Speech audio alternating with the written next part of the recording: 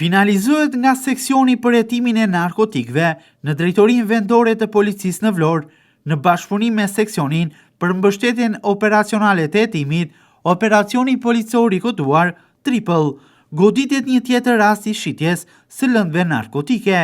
Vjen në pranga 3 shtetas që transportonin lëndë narkotike kokain, me qëllim shitjen e tyre në qytetin e Vlorës. Sekuestrohen lënda narkotike, 4 aparate celular dhe automjeti, me të cilën lëviznin 3 shtetasit e vendosur në pranga.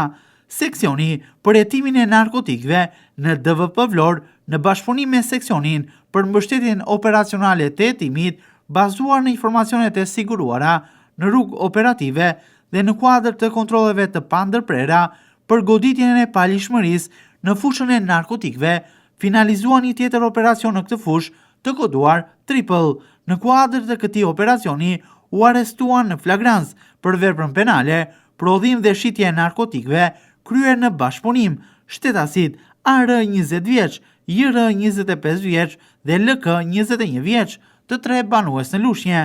Gjatë kontrollit të ushtruar në automjetin tip Volkswagen në lagjen Kushtrimi në Vlorë, u gjetën të fshehura poshtë timonit 101 gram lëndë narkotike të dyshuar si kokain, e cila dyshohet se po transportohej me qëllim shitje në qytetin e Vlorës. Së bashku me lëndë narkotike janë sekuestruar gjithashtu 4 aparat celular, si dhe automjeti me të cilin qarkullonin 3 shtetasit. Për rastin në fjalë, materialet procedurale janë referuar tashmë prokurorisë pranë gjykatës së shkallës së parë të jurisdiksionit të përgjithshëm në Vlorë për veprime të mëtejshme.